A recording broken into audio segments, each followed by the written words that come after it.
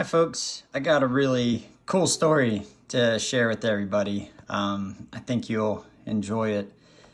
Well, I hope you do anyhow, but it was just a really neat chain of events that transpired, and I figured I'd share it with everyone. So a couple weeks ago, a group of my friends and stuff got together and sent me on a hunt. Now I couldn't, they all knew I was really bummed. I hunt every year. I've pretty much done that all my life. And it's not really something like most people approach it. It's more biblical to me. I enjoy hunting because it's just something that I do, and every year I sharpen my skills for that. And I was really bummed this year because I was going to miss out because of my mobility issues with the whole cancer thing and everything. It just wasn't doable. So a group of my friends got together, a good group of people, and decided that they would, send me on a paid hunt at a hunting preserve. And it was awesome. It was the first time I've ever done anything like that in my life. Typically, I'm the guy, it's not really my style. I'm the guy that goes out, every year, every season that I can and, hunt. Sometimes you get skunked, sometimes you make out great. But I've had a lot of good success, and it's pretty much been my life's work to do that. So for me, hunting is a lifestyle. It's a privilege. And I take it very serious. I'm also extremely good at it. I've had a lot of success. So when I had the opportunity to do this hunt, it was a little different, but I was really excited because it was different. I've never experienced anything like that, and I'm always up for trying something new. And I enjoyed myself. It was fantastic. The folks at Whitetail Lodge were amazing. Everybody who was involved in, doing this for me, I can't thank you enough. It was an amazing experience, something I'll remember for the rest of my life. And it was really cool. I can't say good enough things, and I can't say thank you enough to everybody who was involved with that. This is where the story gets kind of cool. Now, it's not an easy task to get me anywhere at this point. With the issues that I'm facing, especially the mobility issues, it's quite an uptake just to move. Even in my own house, really. It can be challenging sometimes. So it was quite a feat to get me there, and I had great help. I had awesome help, and we did it without a hitch. I had people actually carrying me, damn near carrying me up into the suspended blind. It was like a tree stand, but, like a big blind. It had windows and stuff. It was about a story and a half, maybe 2 stories high. So there's a lot of steps. I don't do steps very well, so it was a team effort to get me in there and get me out, and it was awesome. I can't say enough of how thankful I am to everybody involved in that. Now, after I shot a nice buck. I got a nice 11 point, beautiful symmetrical rack. I mean, it's gorgeous, and the folks that put this event together had, they all donated money, and I could get it mounted and, get it processed and everything. And we got the meat processed and everything. That was good. So when we went to go do the mount, a gentleman was doing it. That was a friend of my buddy, Matt Peters, and Jerry Hillman. He was going to take care of the mount, and like I said, the funding was already there. So like I said, this is where the story gets really cool. So I had all these people get together to do this for me, and that was an amazing thing. What I didn't know is the events that were going to transpire afterwards. So we got a call just, oh man, it was just the other day, I think. It was Monday.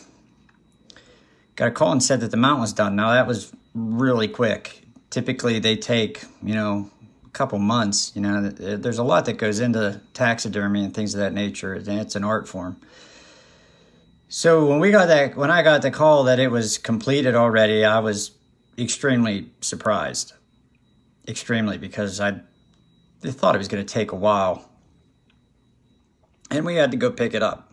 So when they went to go pay for the taxidermy fee, to get the mount and everything done, the gentleman who did it, and I'm going to put a tag, and for the life of me right now making this video, I forgot the name of his business.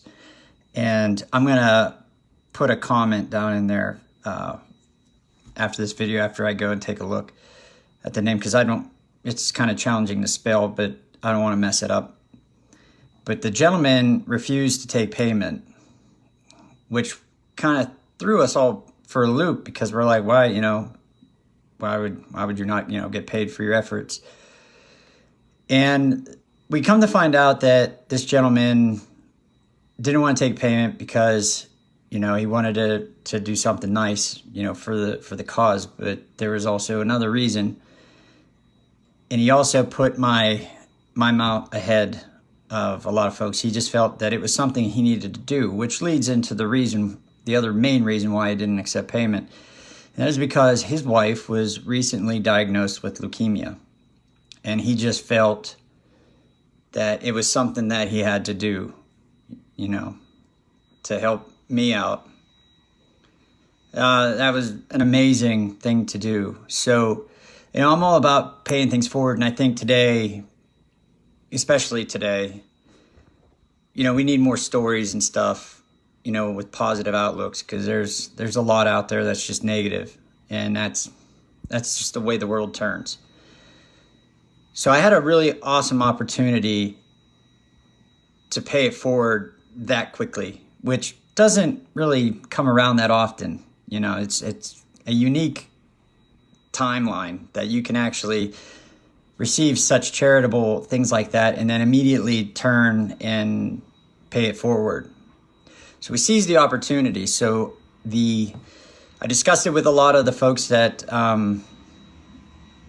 helped put the charity hunt together for me, and decided that since he didn't receive payment, the amount of money that it was allocated for the mount and whatever was left over, which was supposed to come to me for bills and everything, we were going to take that money and donate it to this gentleman's wife, because she's just starting her cancer journey.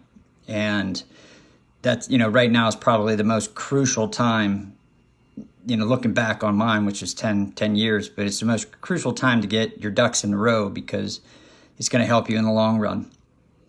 So we decided to send a card and write a check out to this gentleman's wife, donating the rest of the money and the money for the mount to them. Now, as I was sitting there, my wife Becky and I, after this happened on Monday, we were sitting there thinking to ourselves, man, we're awful blessed. We're not only blessed with me still being here, but we're just blessed in general. We have a wonderful house. We have a wonderful family. We have, a wonderful little girl, and we're continuing to prosper. And, there's a lot of awesome things and positive things in our life. So I know, sometimes a lot of people call it fate. Some people call it destiny. People of faith call it, a blessing, or, some things like that. But it was weird how that just came to fruition. And I felt that was right where we needed to be. That the good Lord up there just puts you in situations and puts you in places sometimes to just do something great, or do something, worthwhile in return. A lot of times we don't see that because, we're almost on autopilot, running around, just doing life and living and doing things. And a lot of times, those subtle little, openings, you just they get overlooked, and that's human nature, and that's okay. But I actually had the rare opportunity to sit there and recognize it. And like I said, I talked to my wife, Becky. I said, let's donate a little bit more, to this person. Yeah, we've been so blessed here, and what goes around comes around. I was blessed, with this good group of people that put this hunt on for me, which was amazing. And I'd like to pay it forward. So my wife and I donated additional money to this man's wife as well, as well as giving her my contact information. And that's up to her to reach out if she sees it fit. But I have a lot of experience, unfortunately, in this cancer realm, and sometimes that helps out. I didn't have a mentor like that going at the beginning of my fight. I was 24 years old, and I didn't really have anybody to lean on. And then as I progressed and as my fight progressed, 10 years later, I'm back in the same boat again, because there's one person that was close to being like me. Her name was Jennifer, and unfortunately she passed a couple years ago due to complications. And now there's not really anybody left. I'm at the top of the spectrum, and there's nobody really there to tell you, hey, things are going to be okay. Don't worry about it. Drive, you can expect this, things of that nature. And a lot of times that helps so much. So I pretty much decided that I would, never let anybody go through this without having that asset. To the best of my abilities, I have done that, and I talk to a lot of newer cancer patients. I talk to a lot of cancer patients, and I try to be that pillar for them to lean on while I'm still fighting my own battle as well. And a lot of times, I found out through this cancer fight that having a good support system with your family is one thing, but having somebody that has been through it, that actually understands that experiment or that experience that they bring to the table, is irreplaceable. A support system with family and friends and everything is one thing, but having somebody that's been, through the trenches of that fight is a whole different ballgame. And sometimes it's a game changer for a lot of folks, both mentally and emotionally. So that's kind of what I did. I gave her all my contact information, and I'm hoping that she does reach out, but that's up to her. I can't, force anybody to listen, but when she's ready, I feel that she probably will. Most people do, because eventually you're going to get tested to the point where everything that you think you knew, you find out real quick that you don't, and it's quite overwhelming and scary. And just having somebody that's been through a lot to just say, okay, that's fine, you're gonna get through it, that means a lot in that moment. So I did that as well.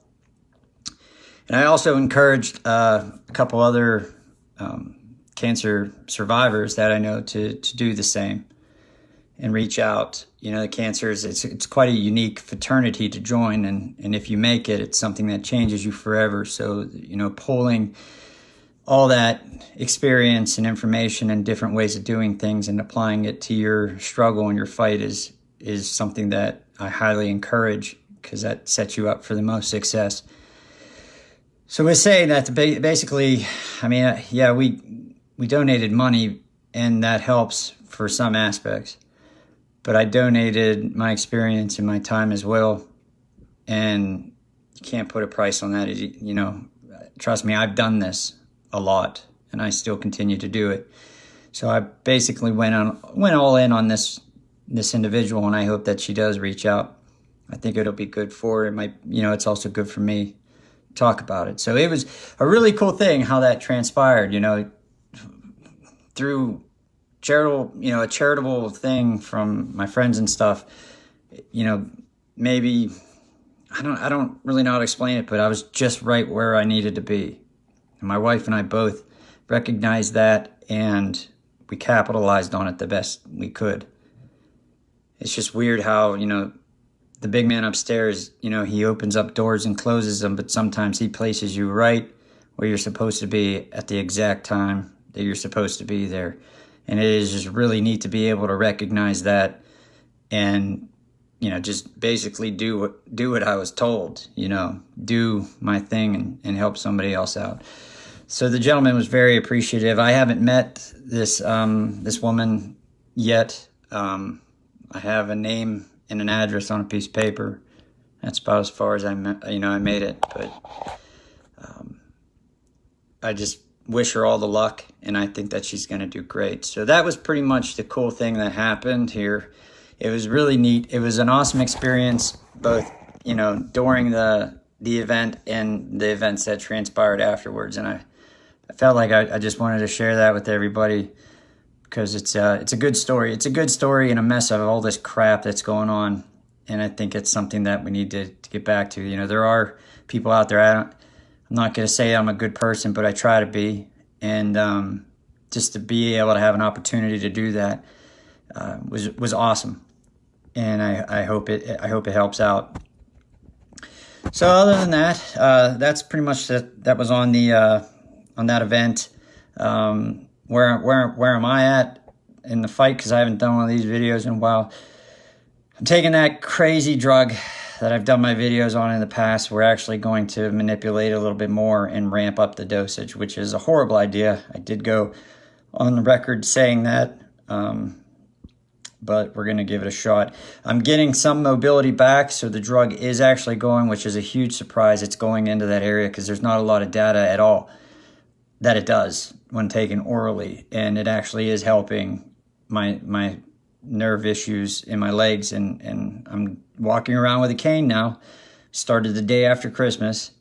I'm walking around with a cane, and I'm trying to work and get stronger, but there's a long road ahead of me yet, and I don't even know what I'll get back, or what's permanently broken or anything. It's still too early to tell. But the good news is that I am moving around semi-decent. I would like to have started physical therapy here, but it's unlikely because with ramping up this medication, nobody even knows what's going to happen. It's just a grand experiment, believe it or not.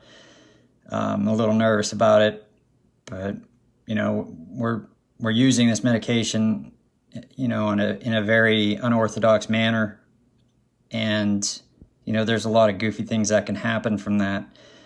So I'm going to do it. I'm going to attempt to do it, and we're going to see what's going to happen. If it's tolerable, then we're going to run with it. If it puts me in the ICU like it did the last time we tried this a year or two ago, so be it. But we got to give it a shot. I'm at pretty much the point where there's not too much more for me to do. So anything that we do have success with, we have to capitalize on as much as possible. So that's pretty much about it. Just doing that, moving forward, and trying to do my best to help other folks out as well. So, like I said, I'm going to put the name of the taxidermy down in the link whenever I can find out what it's called. Again, because I forgot. I got a lot on my plate, so I do apologize. And I just wanted to share that story with you folks because I felt it was pretty unique and pretty cool. So I hope everybody's doing well. We're holding the line here. I hope that everybody had a wonderful Christmas and a happy New Year. 2020 is behind us. 2021 still looks like a bag of shit. So, but that could change. That could all change. We don't know. We hope it does, but we'll see. And I just hope everybody goes out, disconnect yourself from all this garbage that's going on. Just disconnect yourself from it. I have, and I've always, been involved. I don't really put out political posts that much, but I had to these last couple times because it was just so ridiculous that I just had to share it because I can't make that shit up.